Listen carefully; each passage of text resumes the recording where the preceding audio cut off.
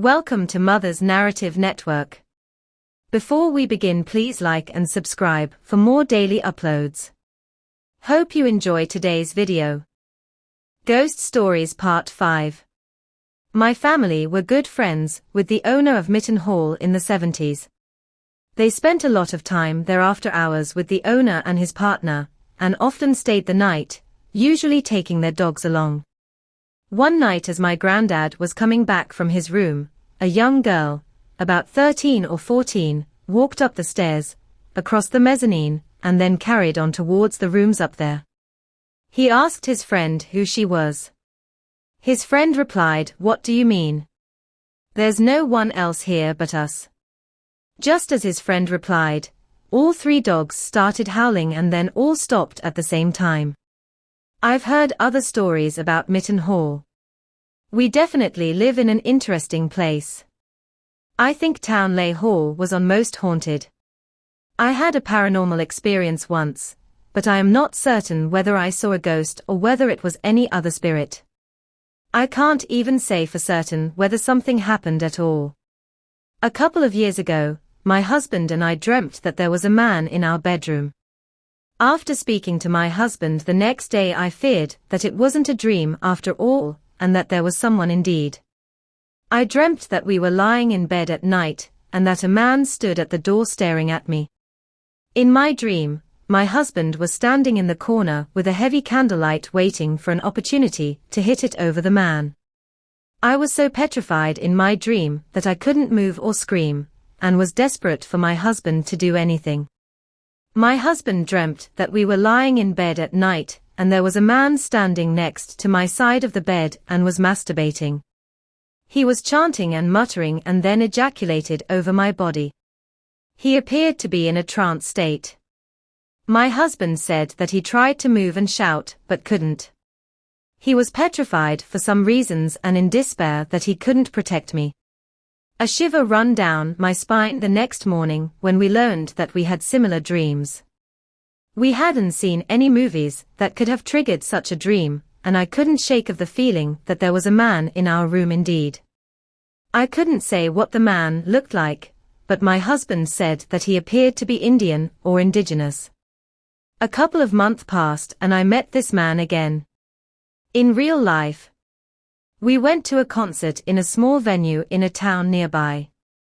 We were the first people to arrive, and had a drink at the bar that was attached to the venue. I suddenly felt being watched, and when I turned around, I saw a man, and a cold shiver run down my spine as I instantly knew that it was the man from my dream. I know it sounds strange as I didn't recall what he looked like, but I just knew it. He was mature. Maybe 50 years old and looked like an Indian or indigenous. Tan skin, long black hair, and leather clothes with tribes jewelry. It was a rock concert, so this wasn't unusual. He was just staring at me intensely, but for some reasons, I wasn't scared of him at all. It was more the opposite.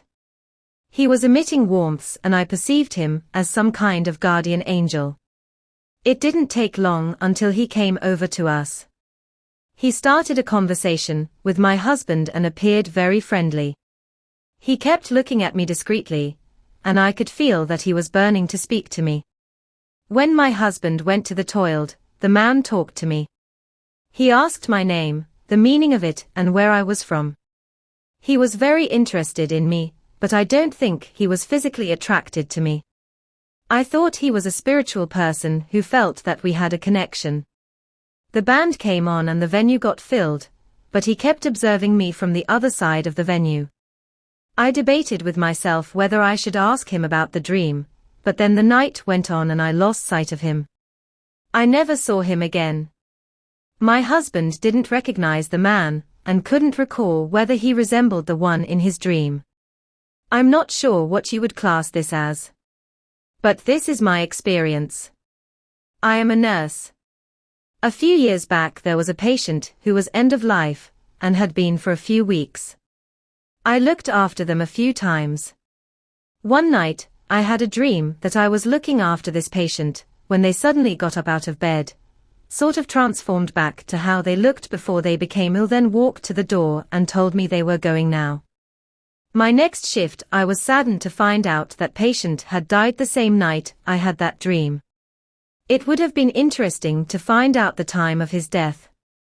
In fact, I think that was a lovely dream. I had a friend who died and we had fallen out because of her behavior towards me. She came to me in a dream, but as a young woman, and she apologized for some of the things she said and did. She was a believer in the afterlife, and said she would come back and let me know. I guess that was her way of telling me. Your experience of the vanishing passenger on the train reminded me of an experience I had about 5 years ago. I was traveling on a tube train towards Heathrow from London after a night out. It was about 11:30 p.m. and the train carriage was gradually emptying at each station as we approached Heathrow. By the time we reached Hatton Cross Station, there was only me and one other passenger, a woman in her 30s, left in the carriage. I was sitting about halfway along the carriage, and she was sitting at the other end, about 10 meters away. As we approached Heathrow, I noticed her stand up and head towards the train door. As the train slowed, I also stood up and went towards the next door along from where she was, then noticed that she wasn't by the door anymore. I looked around the carriage, but couldn't see her anywhere. There was absolutely no one else in the carriage at all. This was before the train doors had opened. She had just vanished. 10 years ago, we moved into a gorgeous semi-detached Edwardian house in a large, quite run-down town. I was heavily pregnant at the time with our first baby. The first night we heard children running up and down the stairs. I commented that they were clearly living next door, and was annoyed how thin the walls were because it sounded like the children were in our house. Our neighbors were an elderly couple, and had no children. As my due date neared, I often heard the children running up and down the stairs. I also woke occasionally in the night, and heard my husband walking around the room, and was very annoyed, because I really needed my sleep at this point, except that then I realized he was next to me. Finally, I woke a few times with a figure at the end of the bed and once with someone pulling my duvet off. I was weirdly fine about all this. It calmed down hugely when I had the baby, although I still sometimes heard the children on the stairs, and a strange smell that emanated from the basement. I became really interested in the family that lived there during WW1, a large family that had originally come from Ireland. One of the sons died during the August of 1918, and I visited the War Memorial in Park in my town to pay my respects, and I said how sad and sorry I was that it had to end that way for him. I often looked out of the windows in the front sitting room, original glass in original sash windows, thinking of his mum and wondering whether she'd got the telegram, sitting there watching the telegram boy walking up the path. I remember speaking out loud to her and saying how sorry I was and that I was glad I'd brought a new baby into the house. It all stopped in the end, but I often wonder about that time and whether it was sleep deprivation or hormones or some kind of haunting. I feel like I said out loud the things that mother and son needed to say or hear. I lived in a haunted house a few years ago. I saw shadows all the time, and always felt scared when I was on my own. I have been tapped on the head and poked in the back.